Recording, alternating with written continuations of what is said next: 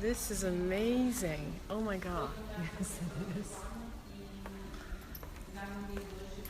Is it And the first that's- time in Portugal?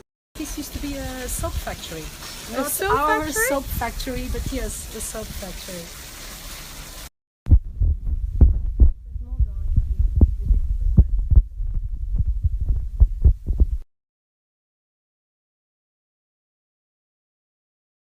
Alors moi je suis dans le deuxième bâtiment un tout petit peu plus moderne, mais l'avantage c'est que, regardez, voilà ce que je vois de ma chambre. Punaise, c'est pas mal. Ce matin j'ai posté un article sur comment gérer 1 milliard de trucs en une seule journée. Vous verrez sur ma récréation. Et la blague c'est que j'ai bien pensé à prendre mes chaussettes, mes chaussettes envoyées par ma copine Julie de Carton Magazine. En revanche, j'ai oublié ma petite pochette avec ma lingerie. Mes culottes, quoi. Sympa? Elle est conne ou elle est pas conne? Bon, bah au moins, je vais faire une petite lessive chic ce soir avec des super jolis savons Klaus Porto et des petites miniatures que je vais rapporter. Warehouses are along here. Capital of the port wine. On va aller visiter l'usine, je suis trop impatient. You can just turn the pages and dive into this beauty. And over there you have the soaps that for us is the link with the past. So we are creating new.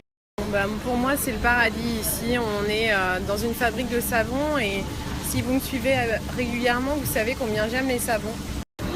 Donc toutes ces petites boîtes sont des boîtes de savon. Je suis en train de devenir dingue, j'ai l'impression d'être dans un grand magasin de bonbons.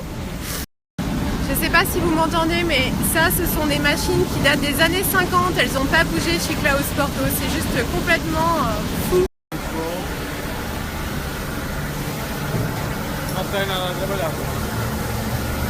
Ça sent tellement bon.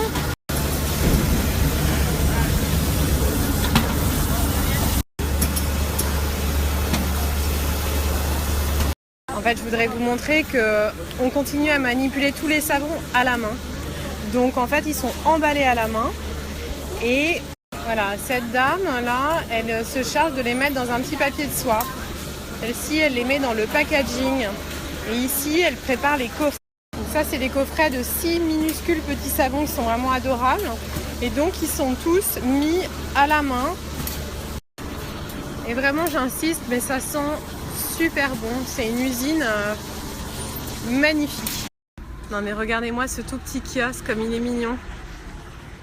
Bon, c'est la première fois que j'ai un Porto, alors je vais vous faire la balade avec moi. Elle est pas dégueu, hein. Elle est pas dégueu. Bon, à Porto, ce qui est assez amusant, c'est le mélange des genres. Et puis d'un seul coup, on lève la tête et il y a ça.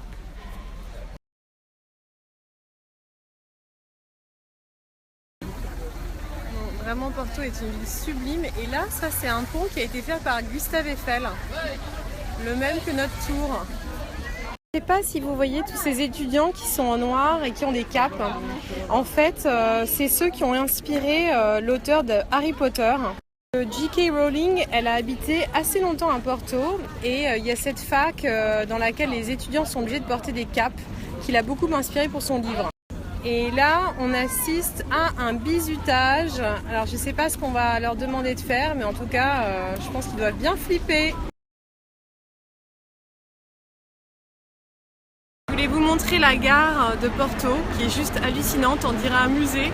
Et sur tous les murs, en fait, l'histoire de Porto est racontée, mais on peut quand même y prendre le train. Alors, je vous montre une librairie qui est devenue célèbre parce que, encore une fois, J.K. Rowling, elle s'en est inspirée pour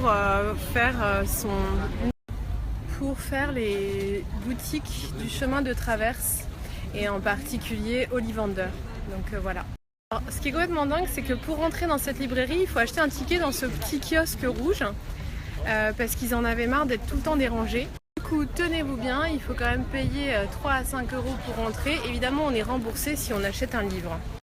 Mais elle est complètement dingue cette boutique. Alors en fait c'est pas du tout Ollivander, c'est plutôt le bureau de Dumbledore.